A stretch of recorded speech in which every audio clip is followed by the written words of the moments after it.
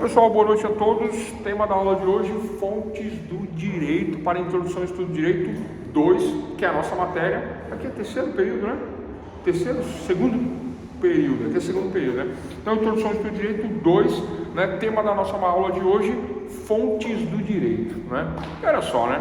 Mas se eu vou consertar um veículo, né? Vou consertar o meu carro que está quebrado na garagem. A primeira coisa que eu tenho que saber, né, são o nome das peças do motor, né, e as ferramentas que eu vou utilizar para poder aí, né, fazer um ajuste, né. Tem aquela chave em L, né, o pessoal chama de chave L, né, é isso mesmo? Mas parece que tem outros nomes também, hein? Chave em L. Aí o motor eu abro, tem lá uma válvula lá que sobe, que desce, tem a biela, né, e tem vários outros componentes que eu tenho que saber antes de desmontar o motor do veículo do carro.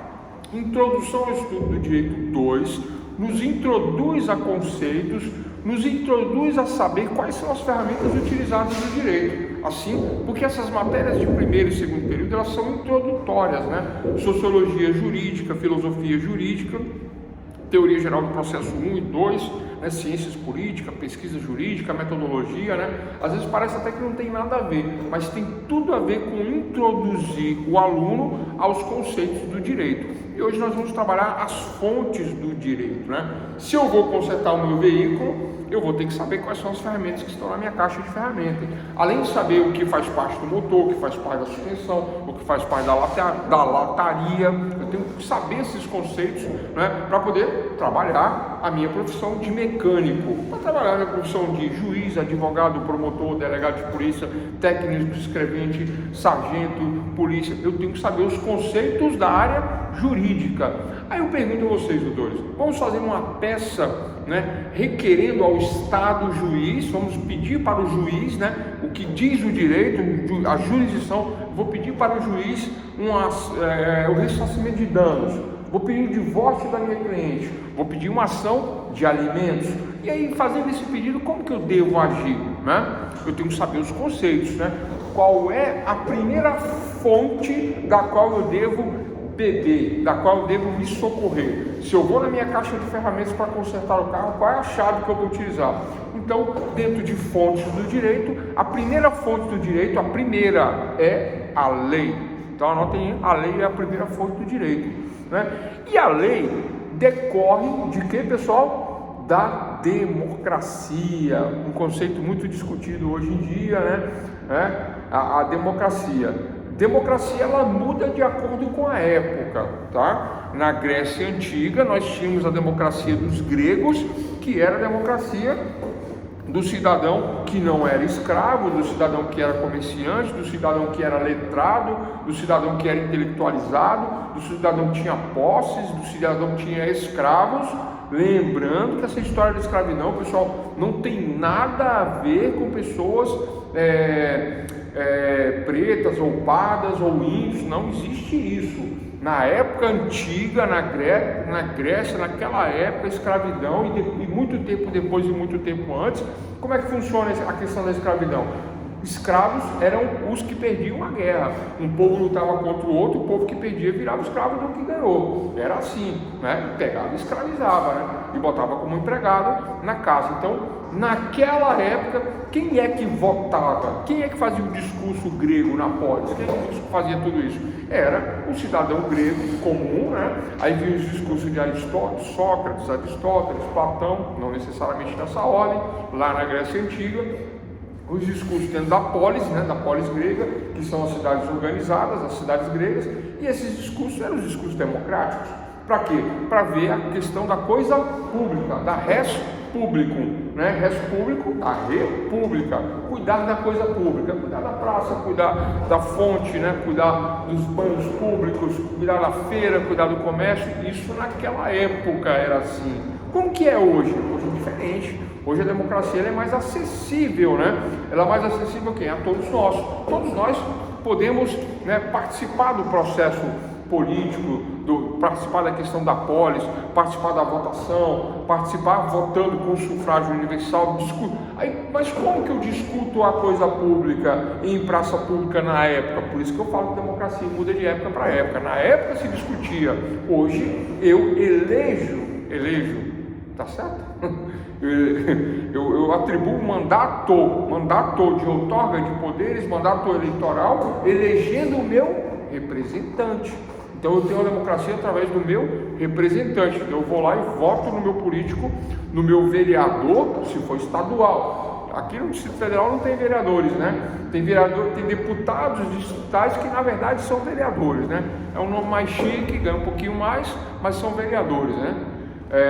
Mas todos os 27 estados do nosso país nós temos para municípios vereadores, para o estado deputados estaduais e aqui em Brasília no Congresso deputados federais. Estes são os nossos representantes que fazem as leis federais, leis estaduais, leis municipais, né? Então qual é o processo democrático? É quando eu voto, quando eu elejo, aí ele vai e faz, ele vai atuar no meu interesse. Então esse é o conceito de democracia. De uma forma abreviada, de uma forma simplificada, nós já falamos isso na aula de ciência política, né? Tranquilo, pessoal? Tranquilo, né? Bom, aí voltando à questão das fontes. Então eu vou trabalhar, eu vou fazer uma petição, eu vou estudar, e aí eu tenho que beber da fonte jurídica. Qual é a primeira fonte jurídica? A lei. De onde vem a lei? Do povo. Através de um princípio democrático, porque se não é um princípio democrático, se é um princípio autoritário, vamos aprender isso agora. Da onde vem? Do decreto. Decreto é um filhote da ditadura. Como assim, professor? Decreto é ditadura? Mas o presidente tem atribuição para decretar, artigo 88, 89 da Constituição tem, mas o presidente ele tem que fazer lei? É a atribuição dele? Não, excepcionalmente ele decreta. Se ele decreta muito e age por decreto sob medida provisória, ele está usurpando o poder que não é dele, porque o poder de fazer leis de quem quer? Do legislativo. Por isso que nós temos legislativo. Nós temos executivo que executará, administrará a coisa pública, o legislativo que fará as leis no interesse do povo, né? Dentro lá de Jean-Jacques Rousseau falava disso, né? Falava do verdadeiro contrato e do falso contrato. Qual era o falso contrato? Esse do decreto, esse do presidente. Judiciário, então, eu não vou nem comentar aqui judiciário fazendo leis ou dando interpretação a leis. Essa lei aqui diz que não pode, mas vamos falar que pode agora. Estamos entendendo que pode, como tem acontecido no nosso judiciário, que a gente não vai nem citar nomes aqui, porque o objetivo não é isso, né? Ainda mais porque é polêmico essas questões, né? Interpretou.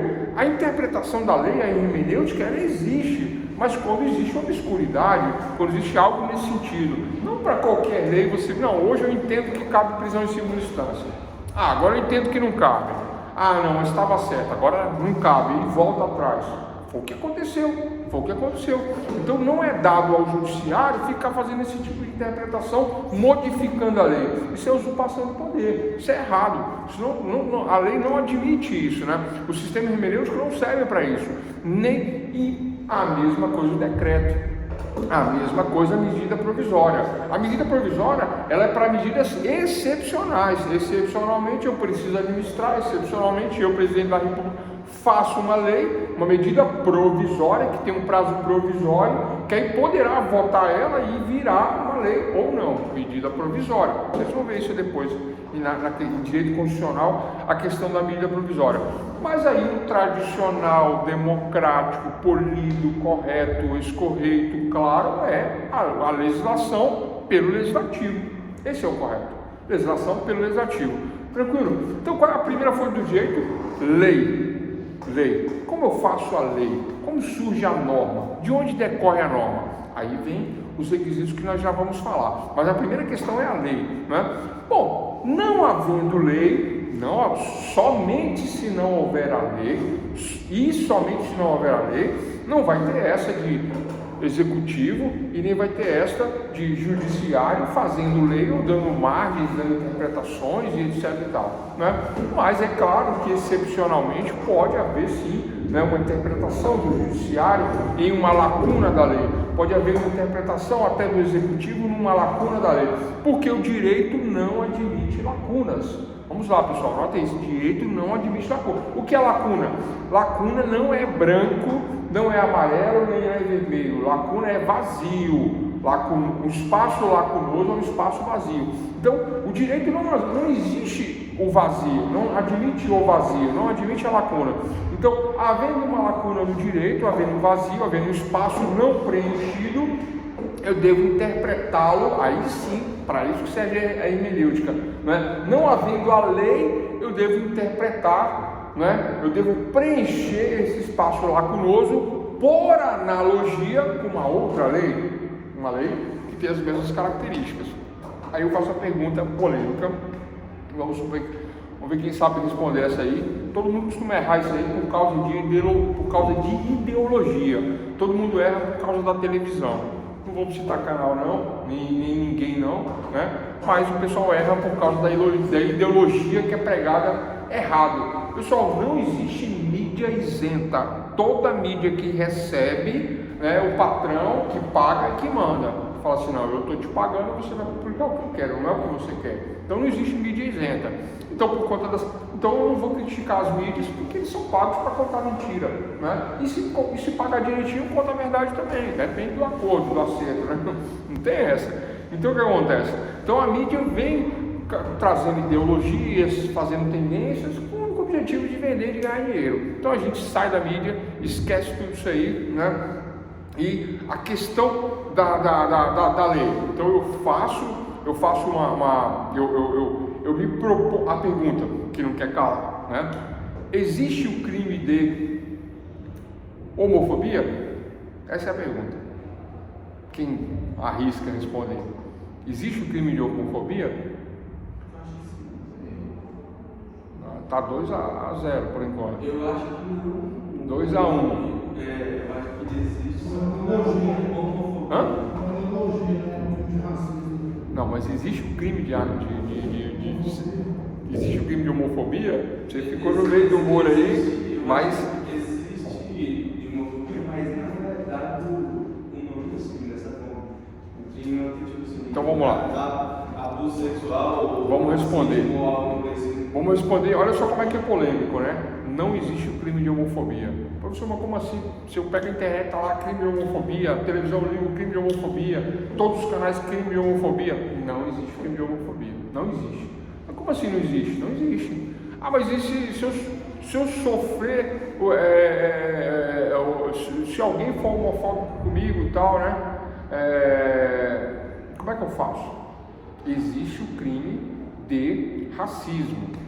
Existe um crime de injúria racial, que tem características parecidas dentro da questão da operação em relação ao dano, O dano que provoca quando eu trato da questão do racismo, Quando eu trato da injúria racial. Pessoal, lembrando que injúria é o crime contra a honra íntima, Então, injúria, calúnia e difamação são coisas diferentes. Difamação, saio falando mal. Calúnia, saio dizendo que cometeu um crime. Injúria é um ataque contra a honra íntima da pessoa. Seu isso, seu aquilo, seu filho disso, seu filho daquilo, seu fulano de tal. Ou tentar deturpar a imagem da pessoa, acabar com a imagem da pessoa baseado em raça, em credo, em religião. Oi? Tem. E é até comum isso aí, Por isso que o pessoal fala injúria, calúnia e difamação. Mas a injúria, esclarecendo, é isso, É isso, é um ataque contra a honra íntima. Então esses crimes que eu acabei de falar estão previstos na lei. 147 do Código Penal e outros, que eu não me recordo agora, são os crimes contra a honra, da pessoa. Contra a honra, crimes contra a honra. Aí o que acontece? Nos crimes contra a honra, estão positivados, estão legalizados, estão expressamente escritos no Código Penal, crimes contra a honra. Existe a lei do racismo? Existe. Existe a lei da homofobia? Não existe. É isso que eu quero dizer que não existe. Ah, professor, mas e como é que faz com a homofobia? Já que existem interpretações hermenêuticas, existe o entendimento do Supremo Tribunal Federal do crime de homofobia, baseado por analogia, já que não pode haver lacunas. Quem que foi que respondeu? Alex falou isso aí, Já que não pode haver lacunas, aí sim é uma interpretação correta do Supremo Tribunal Federal, dizendo, olha, não pode ter lacuna, Ocorreu a homofobia, não existe a lei, não existe o crime de homofobia, mas por analogia, agora sim, Só para nós entendermos, né? O leigo não entende isso. Não adianta você explicar isso para o leigo. Ele vai achar que você está errado, ele vai achar que está sendo preconceituoso. Ah, você é um preconceituoso, você é um homofóbico, dizendo que não existe crime de homofobia. Não existe o crime de homofobia, porque não existe a lei que fala que é homofobia, né? Existe a lei que fala que é racismo, injúria racial. Aí, por analogia, o operador de direito pega, faz uma interpretação da norma, dizendo, olha, parecidas características, né? De deixar a pessoa depressiva, com dano moral, com dano até material, né? Perde emprego, dano material, né? Deixou de adquirir algo, dano material, não passou no concurso, dano material, não entrou em tal vaga, dano material, foi no restaurante e não foi atendido, foi dano material, dano moral, dano material. Mas não é parecido a questão com a questão do racismo, com a questão da injúria racial? Não é parecida, não é a mesma coisa? E onde é que entra isso? Não tem a lei de homofobia, não tem. Não existe uma lei com um número bonitinho, publicado no Diário Oficial, passado nas câmaras, não tem isso aí. Recentemente, um dos partidos que eu vou citar aqui, teve um partido aí que falou sobre exatamente o que eu estou falando. Eu fiz uma publicação, eles fizeram uma publicação igual, eles falaram, não existe o crime de homofobia, e meteram o pau. Mas por que eles fizeram isso? E eles são a favor de que se faça a lei. Eles falam isso porque eles querem que se faça a lei. Aí sim, fica certinho, fica positivado aquilo que até então não existe na lei. Porque a primeira fonte que eu me socorro é a lei. Não havendo lei, doutrina, usos e costumes e jurisprudência. Aí o que acontece? É usual e costumeiro determinado hábito na sociedade. O que é usual e costumeiro na nossa sociedade, né? Na nossa sociedade é usual e costumeiro o homem se relacionar com a mulher e vice-versa, né? Acabou, ponto. Isso é usual e costumeiro. Mas de muito tempo para cá, e não é de hoje, que também existe o interesse na pessoa que se identifica com o sexo diferente, né? E aí, homem com homem, mulher com mulher, e a sociedade aceita isso normalmente. Por que eu estou falando isso? Porque tem países que não aceitam, tem países que tem pena de morte, né? Israel, Marrocos, aquele pessoal do Islã, então, né? Se você chegar com a camisa colorida lá, é morte, não tem essa lá mata, tá? Mas é o costume de lá, não é o costume de cá. Por isso que eu falo que é usual e costumeiro se aceitar isso aqui como se não, né? Vamos dizer assim, como parte da cultura, como parte de usos e costumes. Então, sendo usual e costumeiro, né? Então, qual é a primeira fonte do direito? Lei. Não estando abrangido pela lei, né? A doutrina fala disso, já vamos falar que é doutrina. Existe alguma doutrina? Existe, mas é uma doutrina ainda que não é pública, não é notória, não é, vamos dizer, marcante, né? Nesse sentido, né? Doutrina. Existe jurisprudência nesse sentido? Existe. O que é jurisprudência? Então, vamos falar um pouquinho de jurisprudência. A palavra jurisprudência, vamos dividir ela em duas: juris, direito, ou iuris, né? Direito, e prudência, né? De prudente, de cautela, de me acautelar. Então, jurisprudência é o direito aplicado por cautela, né? Mediante o entendimento de diversos tribunais espalhados por todo o país, né? Onde vão aplicar, né? Por conta de decisões reiteradas, de forma reiterada, várias vezes, vários juízes decidiram da mesma maneira, formando uma jurisprudência, um direito aplicado por cautela, dominando determinado assunto. Então vamos lá, vamos falar de um outro assunto, depois eu volto nesse assunto do racismo e da homofobia, né? Então o outro assunto é o seguinte: a lei fala, a lei de alimentos ou o Código de Processo Civil diz ou não diz, né? Quantas parcelas eu posso atrasar em alimentos? Diz isso? Não diz. Se eu tenho um filho, tenho que pagar alimentos para ele, atraso uma parcela, né? O juiz pode decretar minha prisão por uma parcela, ou por duas parcelas, ou por três parcelas? Por quantas parcelas o juiz pode determinar a minha prisão caso eu não pague alimentos? O que diz a lei? Diz a lei que venceu uma, pode decretar minha prisão. Uma. Isso diz a lei. Mas, isso diz a lei. O juiz pode decretar a prisão por uma parcela atrasada? Pode. O juiz tem decretado a prisão por uma parcela? Não. Por que não? Porque, né, o juiz pensa assim, poxa, ele pagou a vida inteira, aí atrasou essa, aí o cara já entrou com uma ação de honorários, custas, etc., no judiciário, paga um advogado e tal. Tudo bem que a fome não pode esperar, mas excepcionalmente, esse cara que sempre pagou, excepcionalmente, ou ele perdeu o emprego, ou ele teve um problema e tal, mas eu acho que ele vai pagar. Aí atrasa uma, aí ele atrasa duas, ele atrasa três. Ah não, três é demais. Um é pouco, dois é bom, três é demais. Ele decreta a prisão na terceira. Isso em São Paulo. No Rio de Janeiro acontece a mesma coisa. Em Salvador, Macapá, Rio Grande do Sul, Rio Grande do Norte, Sergipe. Começa a acontecer em todos os estados. E todos os juízes começam a pensar da mesma maneira. Falar, realmente, às vezes ele atrasou, mas não porque ele queria, tal, porque ele vinha pagando, tal, mas a terceira não. Então, aí surge um entendimento jurisprudencial, direito aplicado por cautela. É comum o cara entrar na segunda ou na primeira, aí o que acontece?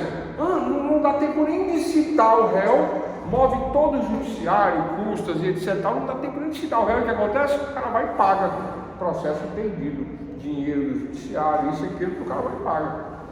Né? Mas se atrasou a terceira, quarta, quinta, aí já sabe que vai dar trabalho. Né? É onde que é decretada a prisão, mas por conta de um entendimento jurisprudencial, um direito aplicado por cautela, mas por cautela não decreto na primeira, mas está na lei? Não, é uma interpretação do judiciário, tranquilo?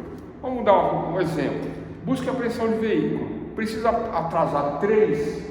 Também não, atrasou a primeira, eu posso mandar buscar o carro, mas existe jurisprudência semelhante a essa questão do alimentos, esperando juntar 3 parcelas do carro, para poder dar a busca e apreensão, porque às vezes o cara atrasa uma, né? Mas ele paga com juros, paga com multa, paga a parcela, ele não quer perder o carro, né?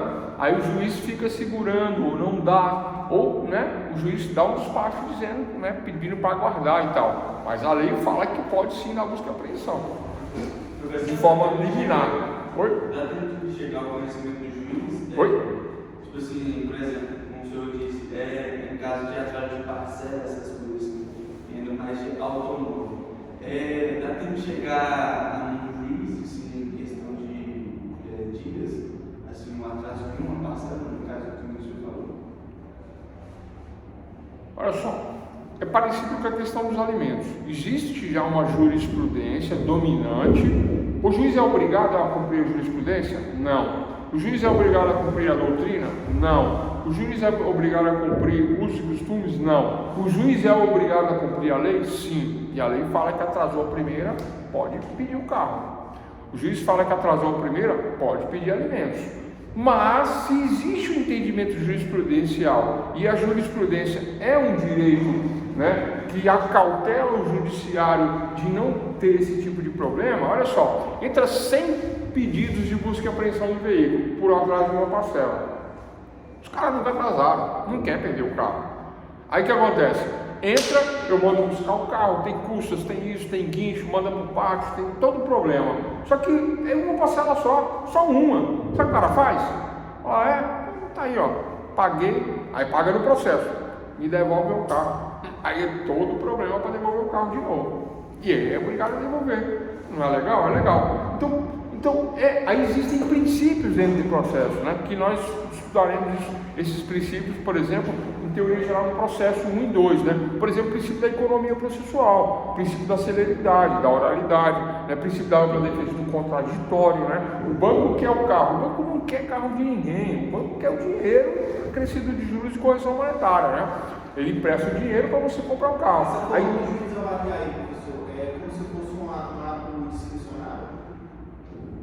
então, eu entendi a pergunta, não é discricionário, está na lei. O advogado do banco faz o pedido, junta juros, correção, tal, etc. Tal. Aí o juiz que ele faz? Ele faz uma análise, sim, dá uma parada nas arestas, né? Porque se deixar o banco, bota lá em cima, né? Mas o outro lado tem o direito à ampla defesa do contraditório. Falar, não vou pagar juros sobre juros, não vou pagar juros ilegais.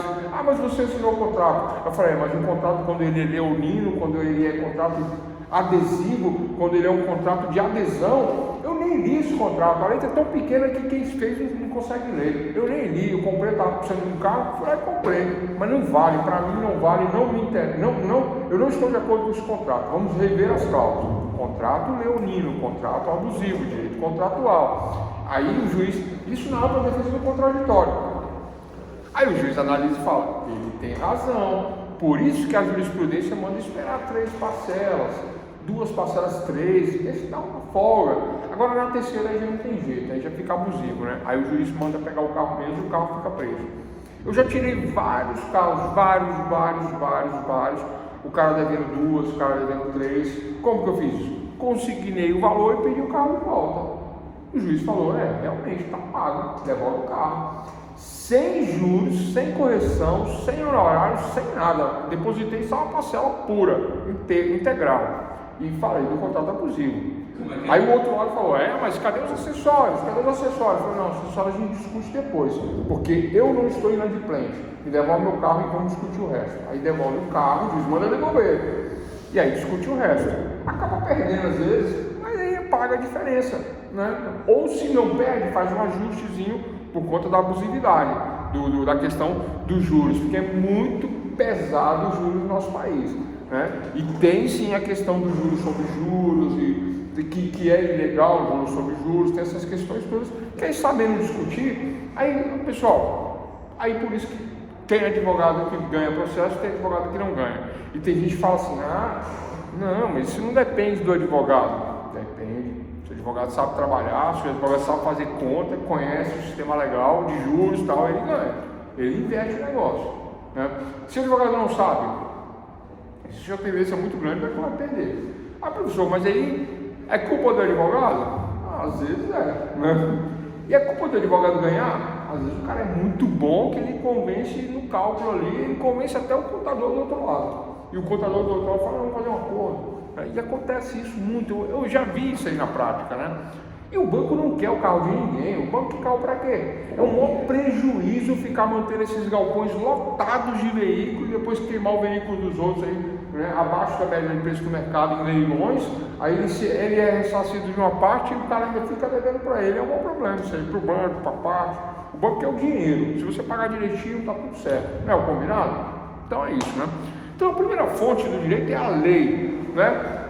Somente e se somente a lei não atender o caso, aí nós socorreremos da jurisprudência, usos e costumes ou doutrina. Eu vou explicar o que é a doutrina e nós vamos falar de outros exemplos, né, para preenchimento da lacuna. Pessoal, o que é a doutrina, né? Quem são os doutores da lei? Dr. Legum, né? Anota esse termo aí, Dr. Legum, vamos cobrar na avaliação que é o Dr. Legum, doutores da lei. Os doutores da lei é o pessoal que estuda, muito, faz graduação, pós-graduação, mestrado, doutorado, aí no doutorado resolve fazer uma tese, resolve escrever um livro, né? Em direito civil, eu sempre falo isso nas minhas aulas, né? Vou falar de direito penal primeiro, né? Direito penal eu gosto muito, e ele está vivo, ela também está viva, né? As pessoas que eu admiro, né? Eu gosto muito do Fernando Capês, gosto demais dele, né? Tivemos palestras junto lá na Faculdade de São Carlos, né? Na época que eu era coordenador do curso de Direito, ele esteve lá, deu uma palestra para a gente sobre júri, né? Tem até no meu canal, né? Falando dessa palestra aí, eu, Fernando Capês, o prefeito da cidade de São Carlos, na época, mais o diretor da faculdade e o dono da faculdade. A gente estava numa palestra lá com o Fernando Capês. Gosto muito dele, né? Ele é um Dr. Legum, ele é um doutrinador. Ele escreve livros de direito penal, livros de direito processual penal, promotor de justiça. Atualmente acho que ele é presidente do PROCON de São Paulo, atualmente, né? Já foi membro aí de política, etc e tal. Tem gente que gosta, tem gente que não gosta, eu gosto, os alunos lá gostavam muito dele. Ele é um palestrante muito requisitado, é uma pessoa muito bacana, né? Tudo do ponto de vista universitário, tá, pessoal? Né? Esquece política. Então, olha só, quando eu tenho uma dúvida, quando eu quero colocar um argumento dentro do meu processo, lembrando que a nossa matéria aqui é Introdução ao Estudo de Direito 2, estamos falando de conceitos, de como trabalhar o direito conceitualmente. Como que eu trabalho o direito conceitualmente? Como que eu entendo as fontes do direito, que é o tema da aula de hoje? Eu entendo que primeiro é a lei.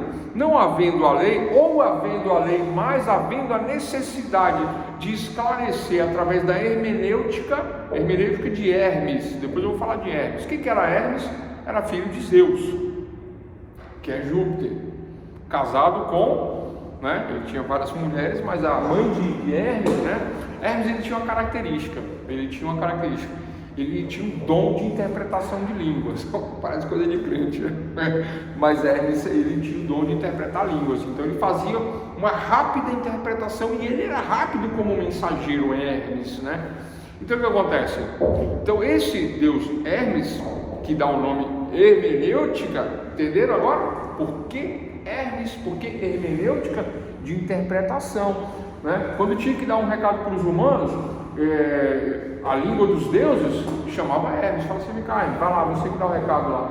Aí, né, se falava na língua dos deuses para Hermes, Hermes descia que nem um raio, ia lá, entregava o recado na língua dos homens, voltava e falava na língua dos deuses. Então a hermenêutica é esta interpretação da linguagem, é daí que surge a hermenêutica. E aí na hermenêutica jurídica, né? Vamos falar de hermenêutica jurídica. Olha só, então agora falando de doutrina, então o Dr. Legon, ele escreve o livro, ele esclarece o entendimento de determinados conceitos, né? Penal, Fernando Capês. Eu vou falar de um outro doutrinador que não é meu conhecido, nem é meu amigo nem nada, falar de Guilherme de Souza Nutti. É um ex-juiz, né? Que tem livros de direito penal, processual penal, direito de legislação especial. O livro de legislação dele, de legislação especial do doutor Guilherme Nutti, ele é fantástico, ele é muito bom, ele é maravilhoso. Ele traz a lei e traz os artigos e um por um ele fala o artigo, comenta, fala o artigo, comenta. Então é fácil o manuseio, o método, a metodologia dele é uma metodologia muito boa, é uma metodologia estruturada, né, do método estruturalista que nós estudamos em metodologia lá atrás. O doutor Guilherme Nutti faz isso.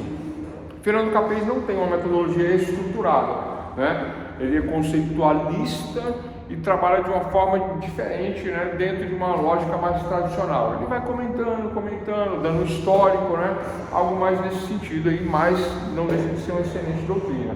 A minha preferida no direito civil é a Maria Helena Diniz. Eu estudei por ela, tenho a coleção de livros dela. Então, pessoal, Dr. Legon, doutores da lei, doutrinadores, professores do direito. Professor, posso pegar qualquer doutrina de direito? Não. Por que não? Por que não? Por que não? Porque não pode ser que não haja um reconhecimento no meio jurídico de que aquele entendimento é válido, é verdadeiro, é um entendimento aceito pela comunidade jurídica. Mas se eu falo que eu tirei o entendimento do doutor Guilherme Nutti, é unânime. O juiz nem discute. Fala, não, é do Nutti? Beleza. É do Capês? Excelente. Civil, é do Nelson Nery Júnior? É da Maria Helena Diniz? Poxa, da Maria Helena não. Você copiou o trecho, qual livro? Contratos, volume 5, capítulo tal, página tal, Diniz Maria Helena. Você coloca lá como fonte, como referência daquilo que você está falando. Eu estou falando isso porque ela, a doutora, prega isso e é assim, de acordo com o entendimento dela. Qual é a fonte? Doutrinária. Então é assim que eu utilizo a fonte doutrinária? De certa forma, é assim que eu utilizo a fonte doutrinária. Pessoal, a fonte doutrinária substitui a lei? Pessoal, nada substitui a lei. Dentre as fontes do direito, a número 1 é a norma, é a lei. Eu não posso ficar modificando, interpretando, inventando. A lei é a número 1. Na ausência da lei, e somente na ausência da lei, aí eu vou utilizar doutrina, jurisprudências e usos e costumes. Mas para interpretação, mediante uma lacuna, né, utilizando-se de hermenêutica, e aí falamos que a hermenêutica é a interpretação do entendimento, né, de determinado assunto. Qual é o entendimento que eu preciso interpretar? Preciso interpretar o entendimento, agora vou voltar naquele assunto, homofobia, que não existe a lei. Vocês entenderam, pessoal? Existe o crime de homofobia? Legalmente falando, não, mas existe o crime de homofobia do ponto de vista dos usos e costumes, do ponto de vista jurisprudencial, através de uma hermenêutica, através de uma analogia, preenchendo uma lacuna da lei. Não tem a lei, não existe a lei. Como é que fica o pessoal que sofre homofobia? Fica amparado pela lei do racismo, fica amparado por analogia pela lei de injúria racial. Mas do ponto de vista legal, não existe a norma, não existe a lei. Falei alguma besteira? Não, é o correto, né? E este pessoal que se sente prejudicado, esse pessoal tem que brigar e falar, não, olha, tem que fazer uma lei pra gente, tem que fazer uma lei para que nós não venhamos a sofrer, morrer, ser agredido, etc, por conta da nossa situação, preferência, gênero, etc. Todas aquelas discussões ideológicas que a gente já sabe que existe, né? E que no nosso país é aceito, né? Essa discussão, qual foi o país que teve a Copa do Mundo agora? Recente? Catar. Vocês sabem o que aconteceu no Catar, né? Teve jornalista que morreu, que sumiu, teve gente que desapareceu por conta de homofobia. Não, lá não existe homofobia. Lá mata quem quem tem a preferência ou gênero, né, que não seja hétero, né? Que não tenha essa questão, né? Lá é XX, XY e acabou. Passou disso aí, eles matam, eles torturam, eles fazem. Teve um jornalista que faz um podcast, esqueci o nome dele agora. Eu assisto, eu acho bacana, né? Esses assuntos assim, né? E ele foi para a Copa lá do Catar. E ele de camisa preta, barbona, bonezinho, cara de mal mesmo, né? Um cara. Só que a calça dele toda coloridinha, cheia de tipo assim, né? De bichinho, rosa, azul, moranguinho, mas de bota, né? Bota, né? Mas a calça assim. Quando ele entrou na sala, na hora o cara falou: você não quer trocar essa calça? Lá no Catar. Você não é melhor? Você não acha melhor? Ele falou: não, vou ficar com aqui, qual o problema? Não, nada a ver não. Não, mas você, ele falou: não, eu sou heterossexual, não tenho nada contra quem é homossexual, não vou trocar não vou trocar. Mas ele teve problema, o pessoal chamou a atenção dele. E teve um que levou uma bandeira, ele saiu na televisão, teve um que levou uma bandeira, qual que é a bandeira daqui do nosso país? Da Paraíba, né? Bandeira Paraíba, bandeira bonita, né? Só que a bandeira tem um arco-íris. E o arco-íris. Não, pô, a bandeira da Paraíba tem um arco-íris.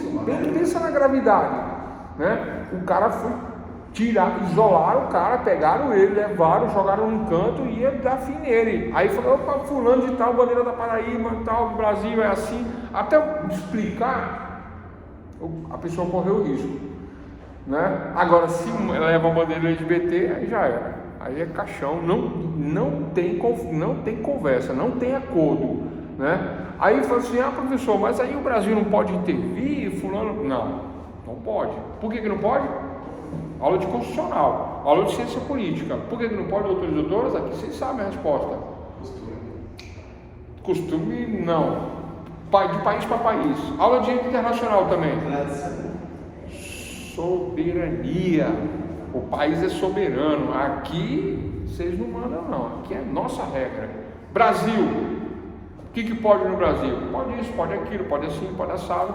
Quem que dita as regras no Brasil? Soberanamente o Brasil dita as regras, soberania. Lá é a mesma coisa, soberania.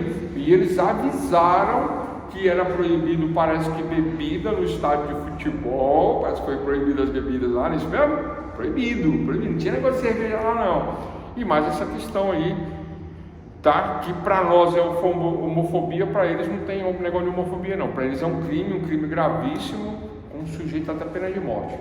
Para explicar essas diferenças culturais, mas lá é lá, aqui é aqui, a lei não ampara. Olha só, o Brasil querendo ser avançado, 2023, propaganda, né, de todo tipo, de todo sentido, de todo estilo, mas nós não temos a lei. Portanto, somos amparados por uma interpretação hermenêutica, né, através de uma analogia que preenche uma lacuna da lei. A lei é lacunosa, a lei tem um espaço vazio que deixa aí sim uma interpretação, porque não existe a lei. Aí a pergunta que vai vir na prova: existe o crime de homofobia? Sim, não, talvez, quem sabe? A resposta é não, não existe o crime de homofobia, né? Agora, se vier uma outra resposta assim, existe uma interpretação hermenêutica, cuja interpretação por analogia da norma, utilizando da norma de racismo, injúria racial, preenche-se essa lacuna, aí sim eu consigo suprir essa lacuna, dizendo que por esta norma eu vou preencher os casos de homofobia. Mas existe o crime de homofobia? Não. Do ponto de vista legal, claro, né? O crime ele existe, mas do ponto de vista legal não. Qual é o ponto de vista que existe? Do ponto de vista de usos e costumes, porque é usual e costumeiro, né, a pessoa ter direito e liberdade, né, nesse sentido. Então ela tem direito, ela tem liberdade, mas tem direito, tem liberdade, mas você não pode exercer o seu direito com liberdade, tendo em vista que não funcionou aqui, você acredita? Quase que caiu o vídeo. Pronto. Tendo em vista que não há uma lei, não há uma norma. Pessoal, como se constrói a norma? Né? Acho que eu vou adiantar esse assunto, norma. Né? A nossa aula de fontes, né? Mas a aula de fonte jurídica, eu gosto de começar esse curso com a aula de fontes, por quê? Porque, como dizia Ulisses Guimarães, né, aquele grande político que assinou a Constituição Federal o cidadão é aquele detentor de direitos e obrigações. Cidadãos são grandes cidades, né? Mas o cidadão, ele tem direitos e obrigações. E a Constituição de 1988 ela é chamada de Constituição Cidadã. Constituição Cidadã. Essa Constituição Cidadã, né, ela traz direitos e obrigações nunca antes visto no nosso país. Ulisses Guimarães assinou essa Constituição e ele tinha a seguinte frase. Ele dizia que quem chega primeiro na fonte, quem sabe a frase? Quem chega primeiro na fonte? Até arrepio, né? Essa frase é bonita. Quem chega primeiro na fonte bebe água limpa, né? Ele falava isso. Então, pessoal, é isso, né? Essa primeira aula de introdução ao estudo de direito, eu gosto de falar das fontes, porque quando a gente chega primeiro na fonte e começa a entender a fonte, e começa a descobrir o que vem da fonte, daí para diante, tudo que vier é só acrescentar a fonte. Qual a fonte? Primeira fonte, a lei. Eu entendo o que é a lei, e eu expliquei o que é a lei. De onde decorre a formação da lei? Do Estado democrático de direito. Demo, né, é o povo. Cracia, de Kratos. Kratos era um deus grego, né, que era o deus do poder. Kratos era o poder, né, era o poder Kratos. Tem o Games, não é Games of Thrones não, é o outro. Deus da Guerra. Aí vocês estão por dentro. Em Deus da Guerra tem o Kratos. O que é Kratos? É o poder. É o deus grego do poder. Foi baseado nisso aí. Kratos, né? Kratos, cracia significa poder. Democracia, né? O poder que vem do povo. Puxa, entendi agora. Então isso é uma coisa antiga dos gregos. Uma coisa de Platão, de Sócrates, de Aristóteles. É dessa turma ali que vinha com esses discursos lá de trás, né? Parece que é coisa nova, mas é coisa antiga. E esses caras que falavam isso aí, né? E aí o que acontece? Mas, lembrando que cada época tem um tipo de democracia. Eu expliquei a democracia grega de Roma e a democracia atual. Atualmente nós somos muito mais democráticos do que antes. Por conta de quê? Por conta de que a nossa democracia é mais inclusiva. Na época, por exemplo, as mulheres não podiam votar.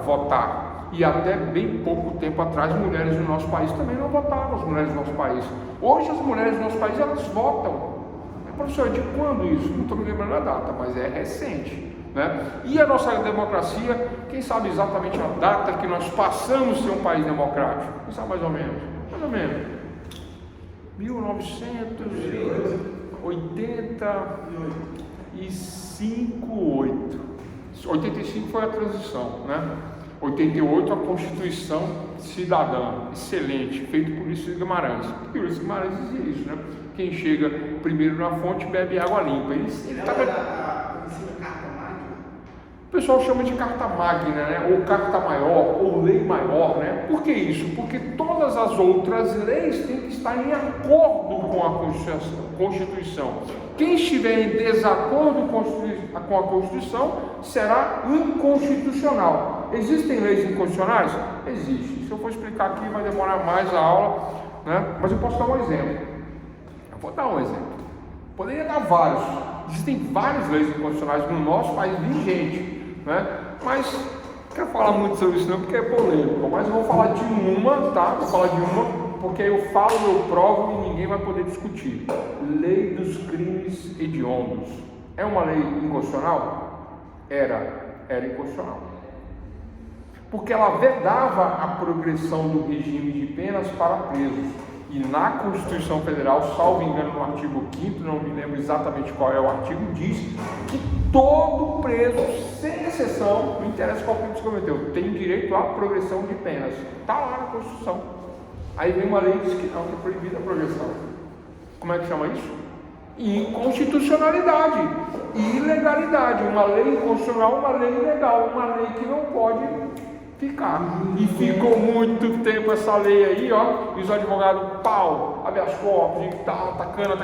Todo advogado que entrava ganhava.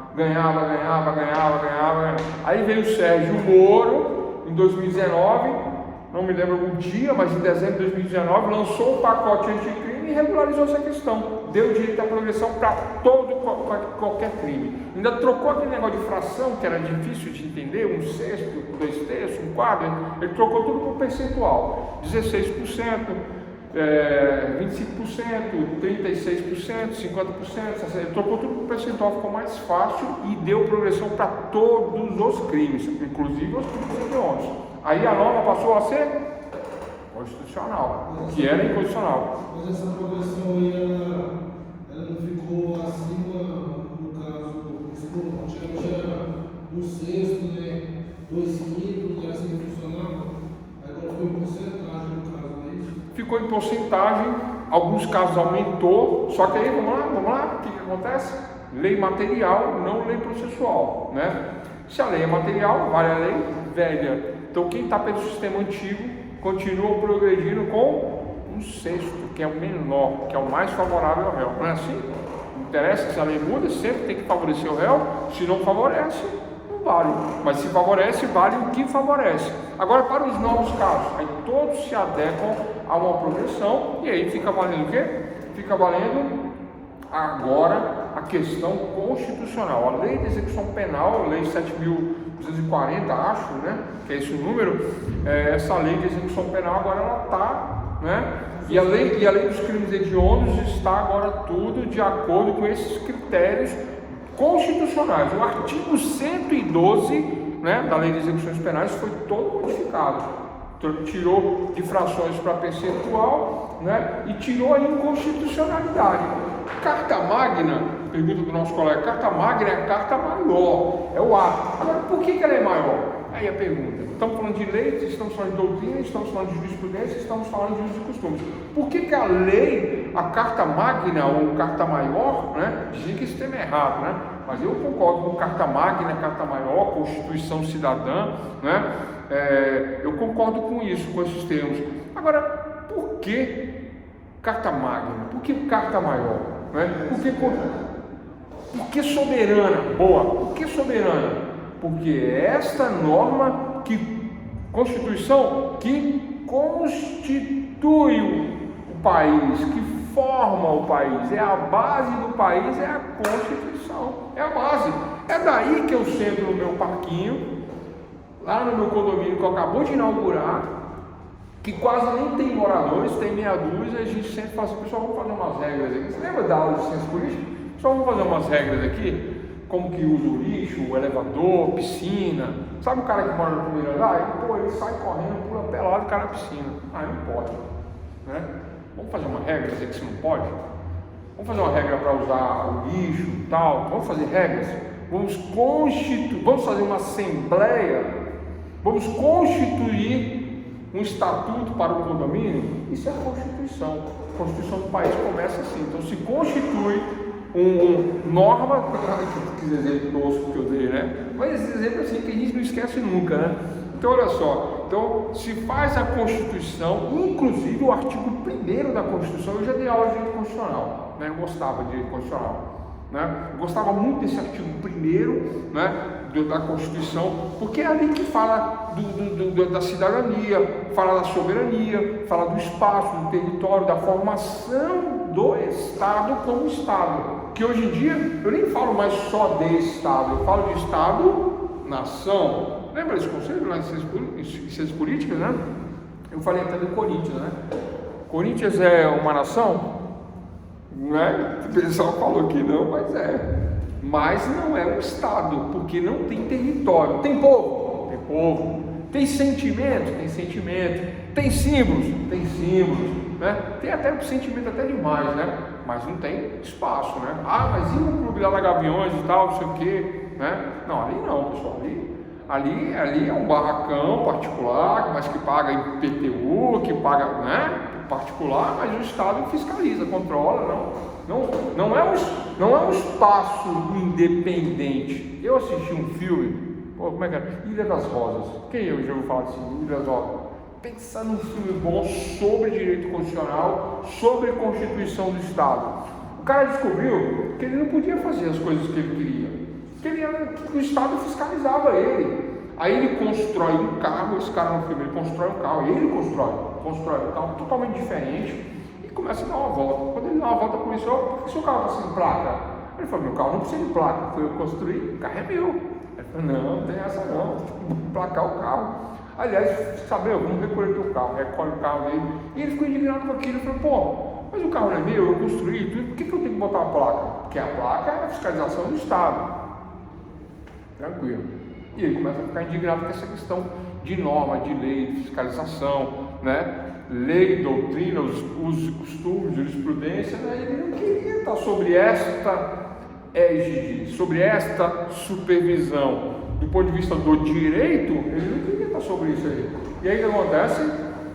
Eles vão para o mar, ele e um colega dele vai para o mar, afasta um pouquinho do litoral, aí ele sai da faixa internacional, sabe? Onde pertence o Estado, que antigamente era pequenininha, hoje ampliaram isso. Mas antigamente, por causa dessa história que é baseada em fatos reais, ampliaram muito a faixa. Mas antes não, você saía da praia coisa de 2, 3 metros, já era águas internacionais. Aí ele pegou um banco de areia, fez uma plataforma, chamou uma galera e ele fez a constituição dele, do Estado dele, formou um Estado, e aí era só zoeira, era tudo do jeito que ele queria. Constituição, soberania. Ele virou o presidente da plataforma lá, que era um Estado chamado Ilha das Rosas. É um filme muito bacana. Quem tiver a oportunidade de assistir, Ilha das Rosas. Mas não é Ilha das Rosas por causa de rosas, não. É porque o sobrenome do cara parece que era Rosa. E aí ele virou o presidente de Ilha das Rosas. Então é uma história muito bacana, mas é uma questão de soberania. Os outros países não puderam fazer nada, não podia atacar ele, não podia fazer. Ele virou um país. Ali do lado, ali, ó. Ele virou um país. Só que, claro, né? No amor e na guerra vale tudo. Né? Pegaram um navio de guerra e mandaram a ilha para os ares, excluíram tudo. Esse que é o final do filme. O cara não foi preso, não aconteceu nada, porque qual crime que ele cometeu? Nenhum, ele estava em água internacional, ele era o presidente do país dele. Aí ampliaram a faixa de mar, né? Eu esqueci o nome agora disso. Ampliaram para ninguém fazer mais isso. Senão você mexe a plataforma ali e faz um país. Não dá mais. O cara com tecnologia foi lá e fez um país, né? Bom, voltando à lei. Então, doutores, a lei é a primeira fonte e as outras. Existe uma ordem? Não existe uma ordem. Doutrina e jurisprudência que não existe uma ordem. A ordem número 1 é a lei como fonte, né, do direito. Não havendo a lei, aí para preencher a lacuna, por analogia, é que eu vou me utilizar da doutrina da jurisprudência e dos costumes. Vamos falar um pouquinho de usos e costumes? Vou falar de direito de servidão, direito de servidão, alguém já ouviu falar de direito de servidão? Vou falar um pouquinho disso aí. Eu tenho uma chácara, Eu tenho mesmo, né? Na prática até tenho, né? É só um exemplo, esquece o eu ter uma chácara. Eu tenho uma chácara. E aí na minha chácara, só que no fundo da minha chácara tem um riozinho ali, pensa num riozinho bacana, uma aguinha gelada, uma cachoeira, né? Tem umas frutinhas ali embaixo, uma beleza, né? Mas para chegar naquele rio, só chega se passar na minha chácara, não tem outro acesso. Aí um dia chega um casal bonito, bacana, conversa bem, pode dar uma olhada lá, tirar umas fotos, tomar uns banhos e tal, não sei o que, te dou até um dinheiro. Eu falei, não, vai lá, vai pela cerca aqui. Entenderam já onde eu quero chegar? O casal vai. Aí chama um outro casal que vai, aí no outro fim de semana vai, e eu libero. E todo fim de semana, e vive uma festa aquilo lá, e todo fim de semana, passa um ano, passa dois, passa três, aí aquilo vira uma bagunça, aí começa o funk, começa o pagode, começa tudo, né? O encontro dos motoqueiros, o encontro dos cavalos, o encontro das bicicletas, das bikes, aí vira uma zoeira, no fundo da minha chácara eu perco o meu sossego. Ela falou, vou proibir isso aí. Aí eu resolvo proibir. Mas andou tanta gente do lado da minha cerca que virou um caminho. Sabe, uma estradinha? Virou uma estradinha. Tanta gente que ia e voltava. Como é que é o nome disso? Direito de servidão. A passagem que foi criada ali para acessar aquele rio que não é meu, que é público, né? Que é da natureza, o rio não é meu, não é. Né? Ah, professor, mas você falou que está dentro das suas terras? Eu falei, não está dentro da minha terra. Para chegar no rio, passa na minha terra. Só tem essa maneira de chegar, mas o rio não é meu. E aí, pessoal, aí eu perco essa faixa de terra por uso, ser usual e costumeiro utilizar isso aí. Tem lei? Não. Doutrina? Doutrina explica isso, né? mas não fala exatamente da minha chácara. Jurisprudência? Fala disso? Fala, mas não fala da minha chácara, mas é usual e costumeiro, usos e costumes, acontecer isso. Agora vem o pior, vou explicar para vocês o pior. O pior é que isso aí repercute na sociedade. Vai parar lá na RA, porque aqui no Distrito Federal, região administrativa, né? Se fosse o Estado, ia parar na Prefeitura. Aí a Prefeitura fica sabendo, o pessoal vai, faz isso, aquilo, vamos fazer uma lei, vamos lá regularizar essa questão. Aí eles resolvem fazer uma lei baseada nos usos e costumes, fazem uma lei e eu perco um pedaço de terra por causa do direito de servidão, direito de passagem.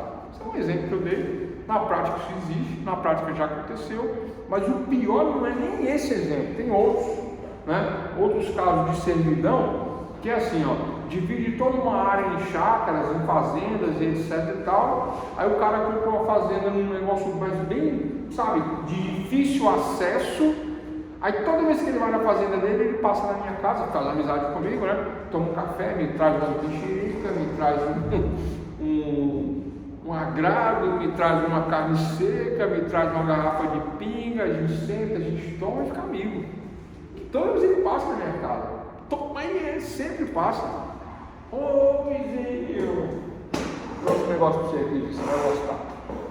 Um fumo de rolo, um cinto novo, essa bota aqui, paguei uma grana, mas eu vi era a sua cara que trouxe de presente. E ele sempre passando. Para não dar a volta, ele passava na minha chácara e fez até um caminho. Um dia eu brigo com o vizinho para ele passar, mas nessa ele já entrou com direito de passagem, chamado direito de servidão. Já entrou na justiça. Aí isso acontece? Eu tenho que liberar a passagem dele de quem ele quiser por conta disso. Isso acontece na prática? Muito, acontece muito. Normalmente isso aí acontece assim, o cara passa pela beira da cerca, né? Geralmente é assim, não é tão assim do jeito que eu falei no exemplo, passar bem no meio, né? Geralmente é na cerca, né? Mas na cerca perde muita coisa, perde até a cerca, dependendo, né? Perde até a cerca. Porque se a cerca fica do lado de lá e ele passa pelo lado de dentro, praticamente eu estou sem minha divisa, porque se ele passa dentro, agora ficou, né? Eu tenho que mudar a cerca agora, deixar a pista livre. Isso acontece. E, professor, usos e costumes, usuário e costumeiro. É fonte de direito? Está na lei? Está na lei a questão do direito de servidão. Mas especificamente esse caso que eu acabei de falar, está na lei? Esse caso não está na lei. Mas por uma analogia, por interpretação, para preencher a lacuna, usos e costumes. E os custos dessa mudança, por exemplo, que o senhor falou, por exemplo, vai ter que mudar sempre, e os custos disso vai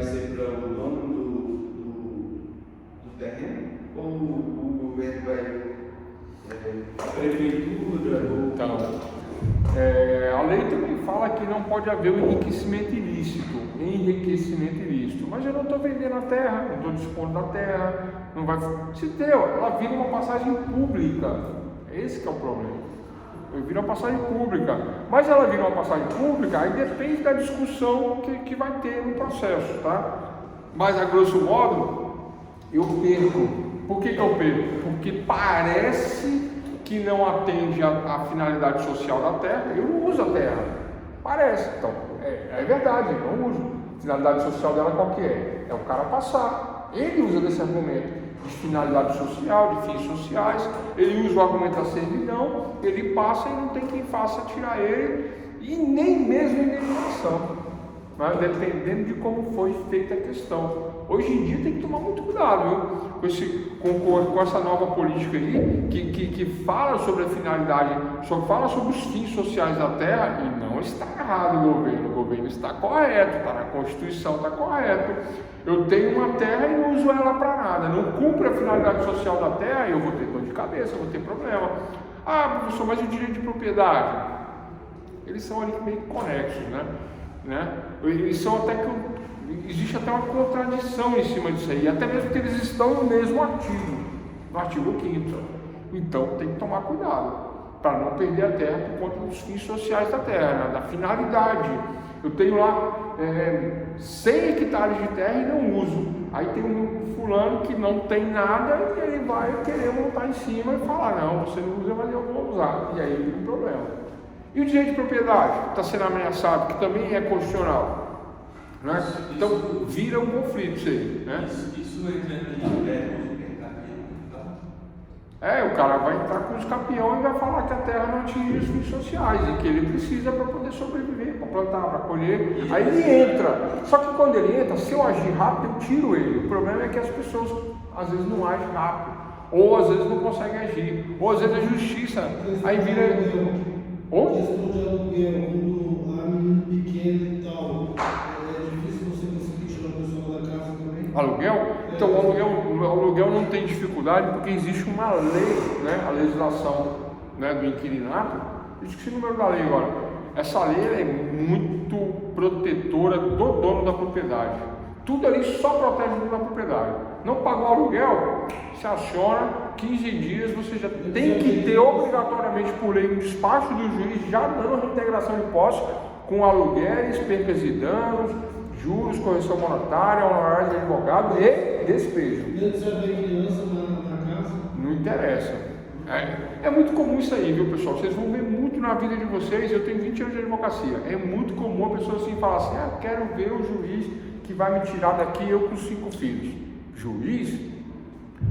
Pessoal, juiz não tem dó, juiz não tem sentimento, porque o juiz não é uma pessoa. Já falamos disso aqui, acho que eu falei, né? Eu falo mais isso em teoria geral do processo.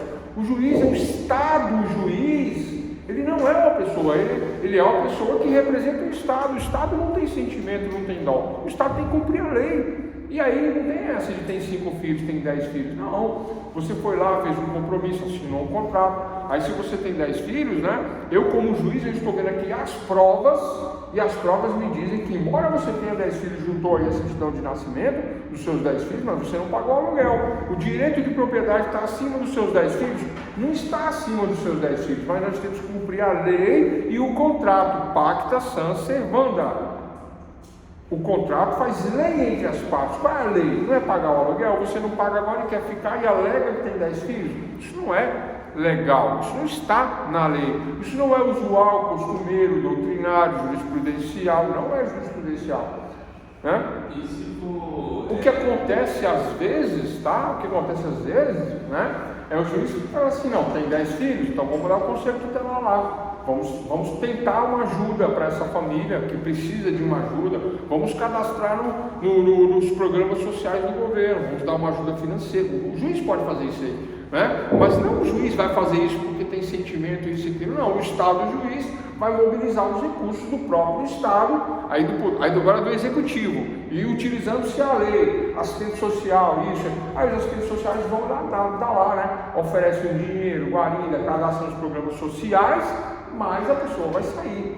Aí, pessoal, vamos falar agora da prática, né? Claro que existe um bom senso. O juiz ele pode sim dar um prazinho para a pessoa, mas não vai deixar a pessoa ficar na casa. Não tem essa de ter 5 filhos, 10 filhos, 20 filhos, não. Isso não existe, né? E também não posso deixar de alugar a minha casa e falar assim, não, eu não vou alugar para essa família não, porque essa família tem 10 filhos. Se eu fizer isso, se eu anunciar isso, é uma forma de preconceito e discriminação. Eu sofro isso aí, porque o dano, ainda que imoral, está previsto na Constituição. Eu tenho que reparar, né? Mas claro que ninguém fala, né? Mas se a pessoa vê 10 filhos, a pessoa não aluga a casa. Estou certo? Porque destrói a casa, né? Se vê, não aluga. Né? Mas normalmente não vê, né? Normalmente não vê. Mas na verdade, hoje em dia tem várias formas de contrato e tal. Eu acho que não gera. O contrato baseado na lei de locação, né, na lei do inquilinato, ele garante o dono da propriedade 100%, não tem dor de cabeça. Tem dor de cabeça aluguel? Bastante. Quem tem casa alugada sabe que tem dor de cabeça. Quebra a casa, quebra o portão automático, né, faz um buraco na piscina, se for de fibra. Quer matar a mulher, quebra a porta. Também quebra a porta. Oi? Mas também tem uma lei para isso, né? Não, tudo que acontece no imóvel tem que ser reparado. A lei prevê isso daí. Mas aí o problema é aquela história. Problema, e também tem lugar que não tem problema. No interior do estado de São Paulo, eu morei no interior do estado de São Paulo, ninguém aluga direto para um inquilino imóvel. Ninguém. Isso lá não existe. Não adianta, você não vai conseguir alugar. Não existe. O pessoal, não existe. O desafio não existe. Você não aluga um imóvel sem ser por intermédio de uma imobiliária. Porque a imobiliária tem um corpo jurídico com advogados que entendem, técnicos credenciados no CRES, que entendem dessas questões que nós estamos discutindo aqui. Aí, do ponto de vista legal, vai haver o quê? Vai haver um fiador que, se der problema, o fiador vai responder, vai pagar, e se não pagar, perde a casa. Professor, pode penhorar a casa? O cara tem só a casa que ele mora, pode penhorar? Se ele for fiador, pode. Mas e a lei de direito de família, de bem de família, não protege quando só tem um imóvel? Para fiador, não. O fiador, ele dá o imóvel dele em garantia, mesmo só tendo um imóvel, ele dá. Então a lei não protege porque ele dá o imóvel dele em garantia, mesmo só tendo esse imóvel. Então, se ele fizer isso, ele vai perder. Tem vários casos de artista aí, empresário. Não tem essas histórias aí, o cara perde a casa na justiça, ele só tinha aquela casa porque foi fiador é roubado. Né? Então, você nunca deve chamar uma pessoa para fazer mudança, ser padrinho de casamento e fiador. Isso aí perde o amigo. Chamou para fiador, vamos fazer mudança ali. Padrinho de casamento, perde o amigo. É possível o dono do imóvel perder o imóvel para imobiliária por uso do capião, essas coisas assim? Tipo assim, uso capião? Ou responsabilidade. Se tem contrato de aluguel, não dá os capião. Não dá os capião. Mas eu tinha um contrato de aluguel, então não dá os capião, porque o contrato, ele faz uma lei e diz que o imóvel é alugado, né? A questão dos capião é uma questão complexa para a gente discutir aqui, né? Mas ela decorre de lei e tem uns requisitos, né? Bom, pessoal, fontes do direito é isso, né? As fontes do direito lei, doutrina, jurisprudências e usos e costumes. Doutrina baseado na doutrina pública e notória, reconhecida, doctor legis, os doutores da lei fazem a doutrina, né? E aí tem que ter uma aceitação jurídica, isso no meio jurídico, tá? Eu não posso pegar o Zezinho da esquina, advogado, mestrado, doutorado, ele é muito bom no direito, cara. Ele tem doutorado e tal na USP, na UNB, na Universidade Federal de São Carlos. O cara é o top do direito, mas ele não é conhecido.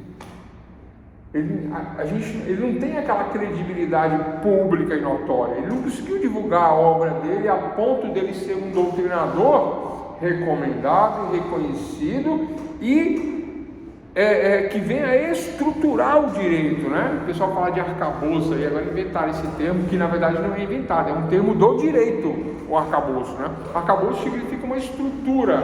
Eu lembro que na minha época de faculdade a gente brincava, né?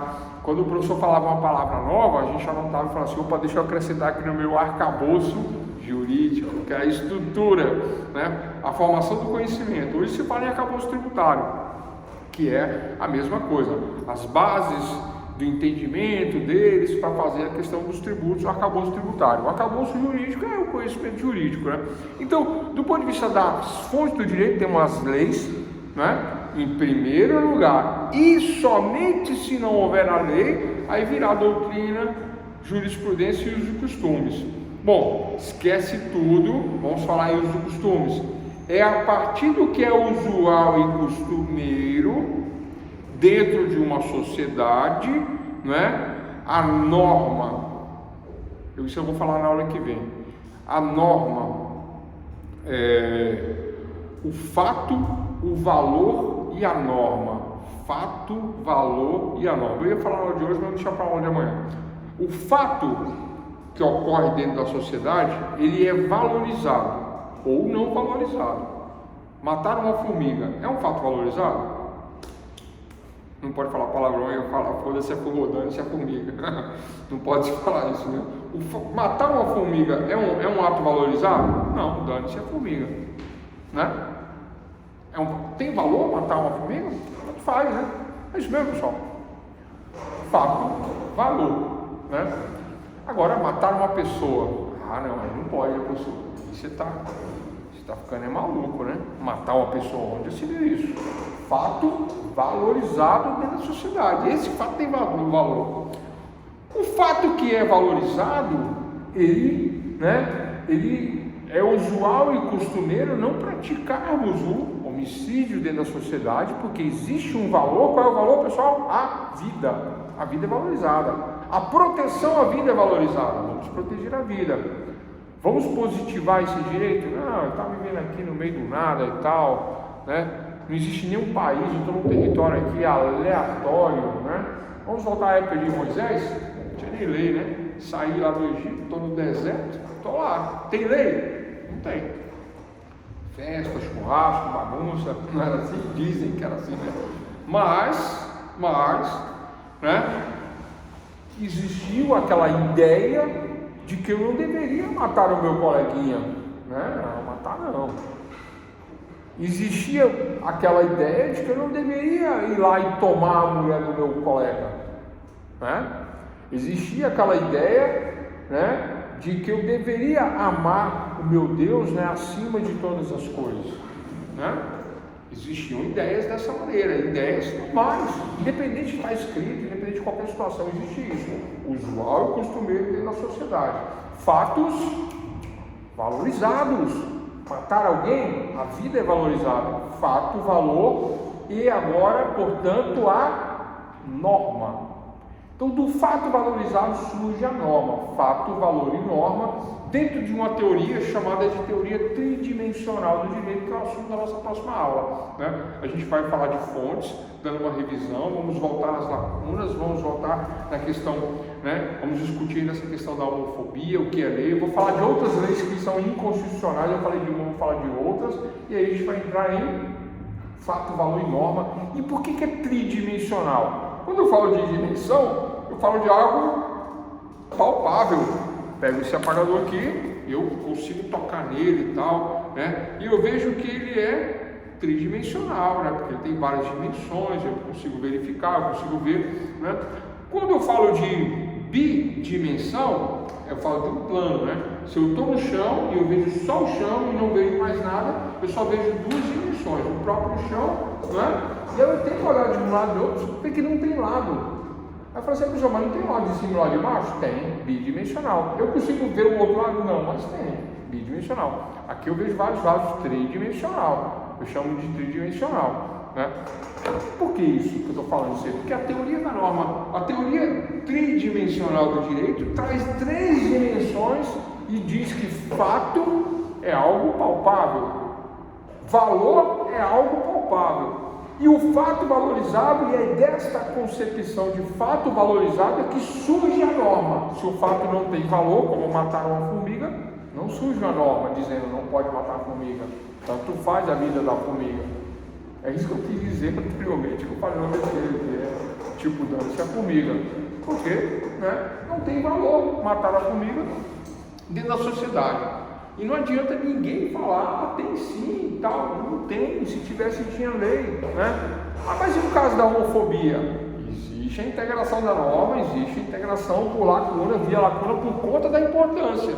Preenchido, né, de acordo com a hermenêutica, por usos e costumes, que é o que nós estamos falando agora, por uma jurisprudência, por interpretação jurisprudencial. Mas a verdade é que já deveriam ter feito essa norma. Por que não faz? Tem alguma coisa aí, não tem, pessoal? Por que não faz a norma para proteger? Não faz, tem alguma coisa aí, né? Mas a gente vai discutir isso mais à frente. Mas a primeira e única fonte é a lei. As outras não têm uma ordem, tá? Servem por analogia para preencher essa questão, não havendo lei. Agora, existe um reforço no meu argumento, na minha retórica, no meu contraditório, na minha ampla defesa, utilizando a doutrina, a jurisprudência e os costumes? Existe, eu posso fazer isso. Mas eu não posso fazer isso com uma prática de interpretação hermenêutica, mudando a lei por conta de um entendimento de determinado grupo de juízes. Eu não posso fazer isso. Não. Cabe prisão já em segundo grau. A lei não fala isso. O que a Constituição fala? Que até que se haja o trânsito em julgado, todos serão considerados inocentes. É isso que a lei fala. Quem fala isso? A lei maior. Qualquer lei que vier que não fala, que falar diferente disso, ela é inconstitucional. Aí vem um entendimento de um grupo de juízes que fala: não, mas isso aí, vamos interpretar, vamos fazer uma hermenêutica. Está errado. Eu provo que está errado. Como eu vou provar que está errado? Primeiro os caras fizeram isso aí e mandaram um monte de gente para a cadeia. Aí depois eles viram que eles estavam errados, se reuniram e falaram: não, vamos seguir agora a Constituição, o equívoco, mudança dos tempos. Aí isso muda o entendimento. E essa audiência de custódia? Que ele manda o cara para a cadeia. Isso aí é outro problema, né? Audiência de custódia, audiência de custódia, eu não queria comentar isso não, só para fechar, rapidão. Audiência de custódia tem um objetivo aí, que muita gente vai dizer que eu estou errado, mas eu estou certo. Eu sei que eu estou certo. Audiência de custódia é uma política de desencarceramento do Estado para desonerar o Estado. Né? Aí eles acham que o advogado vai demorar, que a defensoria vai demorar. Eles falam que pessoas não deveriam estar presas, não é primário, bons antecedentes, residência física, fixa, profissão definida, um médico, doutor, advogado, engenheiro. Primário, matou a esposa, deu um tiro na cabeça. Não, mas ele fez sem querer. Bota na rua e vamos ver o que acontece. Audiência de custódia, tem vários casos. Eu vi um caso de audiência de custódia. Preso no flagrante, aí ele é preso depois, né? Vamos botar na transição do flagrante, ele tem um prazo. Aí ele vai para a audiência de custódia e fica preso. É válido esse aí também? É o que eu estou falando. Na audiência de custódia funciona assim: se você é primário de bons antecedentes, não importa o crime que você cometeu, porque na audiência de custódia não se discute qual é o crime. O juiz não quer saber qual é o crime que você cometeu. O juiz quer saber qual é a sua condição. Qual é a sua condição? Primário, nunca cometi um crime. Esse é um fato, doutor juiz, doutora juiz, esse é um fato isolado na minha vida. Eu nunca fiz isso, nunca na minha vida. Eu nem bebo, eu não tomo álcool, nada. Aquele dia eu saí da festa do meu amigo, mas eu não estava bebendo. Eu dirijo um carro automático zero, eu comprei esse carro automático, mas eu não sei dirigir carro automático. Meu pé travou no acelerador, eu passei a mais de 150, acabei com a minha caminhonete, bati em outro carro e tirei a vida daquelas 4 pessoas lá. Mas você acha que eu queria fazer isso? Eu tenho cara de assassino? Eu faço? Não, jamais. Eu trabalho, eu dou aula na faculdade, eu advogo. Eu tenho minha reputação limpa, eu não tenho multa, eu não tenho nenhum SPC no Serasa, não, doutor, eu jamais sei fazer isso. Homicídio? Não. Eu nem bebi, eu não bebo. E aí, fica preso? Não, fica preso. Mas eu cometi homicídio? E essa desculpa de que o meu pé afundou no acelerador e eu matei sem querer? Pessoal, se você vai dirigir um carro, você tem que se acautelar de todas as maneiras, de todo jeito. Você realmente não pode viver. Aí você pega um carro que você triscou, ele anda 200 por hora, mata uma família, vai para a audiência, conta essa história e o juiz vê tua ficha lá e por conta disso o juiz te coloca na rua e você não volta para a cadeia. Aí vai para o júri, contrata uma boa defesa, faz o júri todinho chorar e tal, não sei o que, prova que você é uma pessoa de bem. E aquela família? 4 vidas que não voltam. Essa é a audiência de custódia. Aí o moleque que, né, não teria o que comer em casa, furtou, roubou, bagunçou, sempre deu trabalho a vida inteira. Não estou falando que está certo não, tem que tomar umas porradas um moleque desse. Mas ele vai, né? Como é que é? Aqui não tem isso, né? Aqui em Brasília não tem, mas São Paulo tem muito. Ele está com um pilozinho de cocaína no bolso, ele, moleque. Está na balada, baladinha e tal. A polícia pega e dá uma geral nele, tá traficando. E ele não está traficando, ele pegou para usar mesmo. Mas para ele provar que ele é traficante, ele chega na audiência de custódia, o que acontece? Aí ele tem passagem de furto, de bagunça, de som alto, de não sei o que, de briga, tem 10 passagens, tudo quanto é jeito tem passagem. Eles falam, você tem muita passagem, você vai ficar. A polícia está falando que você está traficando, você estava na festa vendendo pino de cocaína, você vai ficar. Aí fica, na audiência de custódia. Ele não matou 4 pessoas não, mas ele fica para o pino. Aí ele fica 1 mês, 2, 3, 4, aí o juiz resolve marcar uma audiência com 6 meses depois. 6 meses. Aí condena ele na pena mínima de tráfico, que é 3 anos. 3 anos. Aí desses 3 anos, como o crime é assemelhado ao hediondo, não é hediondo o tráfico, mas é assemelhado ao hediondo, aí tem que tirar quanto? Aí tem lá o percentual, ó, na lei. Aí fica 1 ano preso, para poder ir para o semiaberto, para depois ir para o aberto. É isso que acontece. É a lei do núcleo de audiência de custódia. A lei de custódia é uma lei vagabunda, inventada por um vagabundo para desencarceramento em massa. Esse é que é o objetivo de quem inventou essa lei. Essa lei é do Sérgio Moro, né? O cara que foi condenado no Tribunal de Ética que só faz besteira. É dele a lei, né? Só faz besteira. Foi graças a ele que o Lula foi descondenado, né? Porque ele era o juiz que gostava da televisão, da Rede Globo, da Vaza Jato, de ficar dando dica pro promotor, faz assim, traz aqui que eu defino na hora. Ele é o culpado. Ele é o culpado. Por que ele é o culpado? Porque da justiça, o juiz ele deve ser imparcial. O juiz não pode ter amizade com o promotor, nem com o juiz. Ficar dando dica, ficar mandando para a televisão. Por que ele fez tudo isso? Para chegar onde ele chegou, para chegar a ser político. O objetivo era ser presidente. Hoje ele não ganha para mais nada, mas ele ganhou como senador, tá lá, né? Dando opinião e tal. Um cara que, entendeu? Infelizmente. Um juiz parcial é um juiz injusto. Um juiz parcial é um juiz injusto. E ele foi parcial. Como parcial, né? Fizeram todo uma arapuca para prender o cara. Eu estou defendendo aqui o Lula? Não, mas estou, por conta do mau caratismo do juiz. Aí o Zanin foi o cara, tem que falar a verdade. O Zanin foi o cara. O Zanin nem é advogado criminal. Vocês acreditam nisso? O cara é um advogado de direito de família, direito civil. Ele não estou dizendo que ele é ruim, não, mas ele não é criminalista. Aí o cara que nem é criminalista condenou o juiz, disse que o cara é antiético, descondenou o cliente dele, e o cliente dele é presidente da República, graças ao que? A parcialidade do juiz. Oi? Qual? Porque essas provas que condenaram o Lula, ele tinha outras provas. Vale, vale, não, tudo isso aí vale. O problema é que já prescreveu o processo, o problema é que para montar de novo, até chegar no ponto que chegou, até condenar, aí vem uma outra lei de execuções penais. Quem que vai para prisão com 75 anos de idade? Ninguém. Está na lei. E aquele fruto da árvore contaminada? E aquele fruto da árvore contaminada, que eles falam que uma prova contaminada contamina as outras provas. Não, o que acontece é o que aconteceu. Tudo que o Sérgio Moro botou a mão está contaminado. Exatamente. É a árvore dos frutos envenenados, é isso? Da raiz envenenada? Está na Bíblia isso, na verdade, né? Então o que acontece? Tudo que o Sérgio Moro botou a mão está contaminado, mas é o que ele botou a mão, não foi o que a polícia botou a mão. Porque todo mundo fala do juiz. O pessoal tem que parar com isso aí. O juiz, ele não é o dono da operação. O dono da operação é a polícia. Eu lembro das grandes operações da polícia, a Operação Anaconda, né? O mais difícil era arrumar o nome da operação, um nome bacana, Operação Anaconda, Operação não sei o quê. Quando inventaram a Lava Jato, aí quiseram botar o juiz de estrela.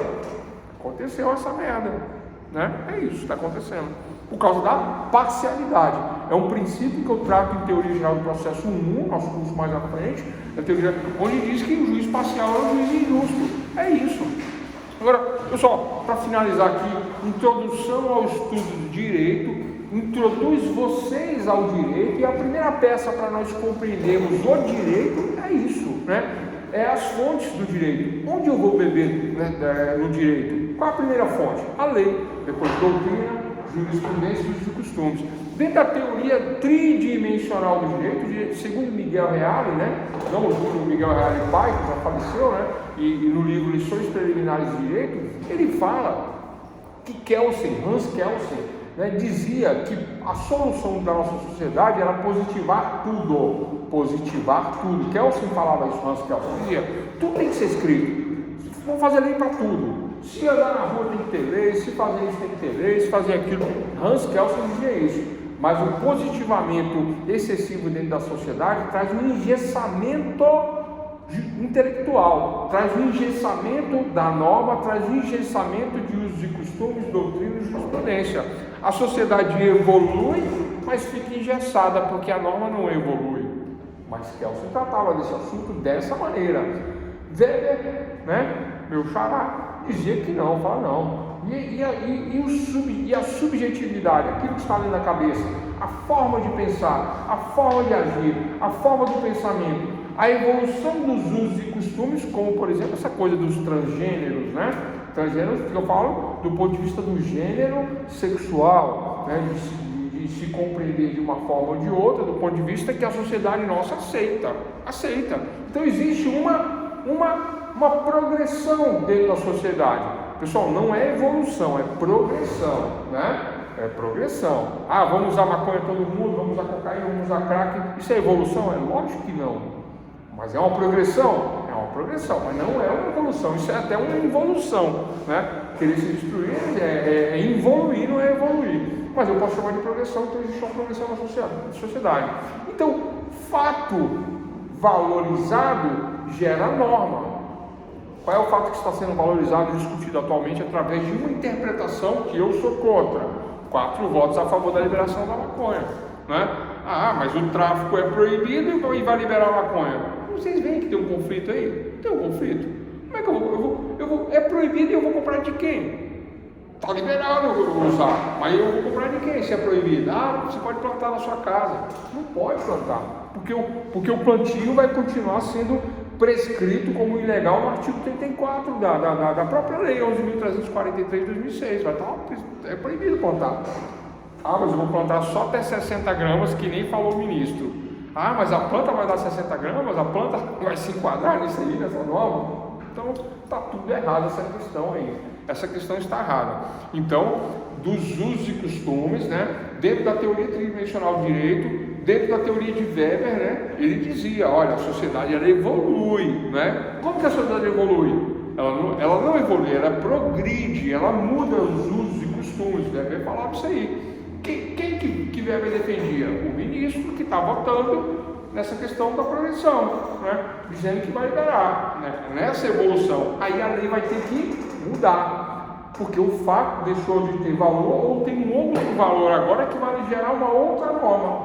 Vai haver uma modificação na lei, de acordo com o fato, valor e norma, de acordo com o subjetivismo de Max Weber, né? Aí vai haver uma positivação de acordo com Hans Kelsen positivista, Weber subjetivista, por conta da progressão. E o fato valorizado gera a norma, e o fato sem valor não gera a norma. E ficamos por aqui na teoria tridimensional do direito e nas fontes do direito. Lembrando que fonte é lei, doutrina, jurisprudência e usos e costumes. A primeira fonte é a lei, sempre a lei. Somente não havendo lei é que nós vamos utilizar das outras fontes. Tranquilo? E as outras fontes são utilizadas em conjunto com a lei para a ampla defesa e o contraditório, mas nunca como a fonte principal. A fonte principal sempre é a lei. Não havendo a lei, havendo uma lacuna, por analogia, vamos utilizar as outras fontes, certo? E dentro da teoria tridimensional do direito, para a formação da norma, a norma será formada quando houver um fato valorizado dentro da sociedade. Fato, valor, norma Teoria Tridimensional do Direito de Miguel Reale, né? Que tem essa contradição entre Hans Kelsen e Max Weber. Forte abraço a